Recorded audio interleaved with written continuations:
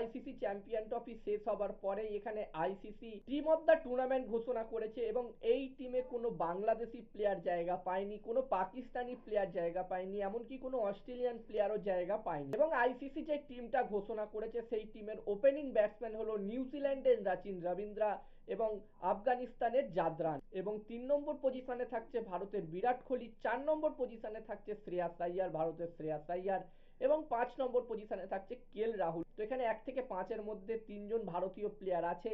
এবং 6 নম্বর পজিশনে থাকছে নিউজিল্যান্ড টিমের গ্লেন ফিলিপস, এবং সাথে থাকছে ওমার জাই, আফগানিস্তান টিমের ওমার জাই, এবং 8 নম্বর পজিশনে থাকছে মিচেল স্যাটনার, এবং মিচেল স্যাটনারকে ক্যাপ্টেনও করেছে আইসিসি। এবং 9 নম্বর পজিশনে থাকছে ভারতের মোহাম্মদ শামি, 10 নম্বরে রেখেছে ম্যাট হেনরিকে, নিউজিল্যান্ডের বোলার ম্যাট হেনরিকে, এবং 11 নম্বর পজিশনে রেখেছে বারুণ চক্রবর্তীকে। আর এই টিম নিয়ে তোমাদের মতামত কমেন্ট করে তোমরা কমেন্ট বক্সে জানাতে পারো।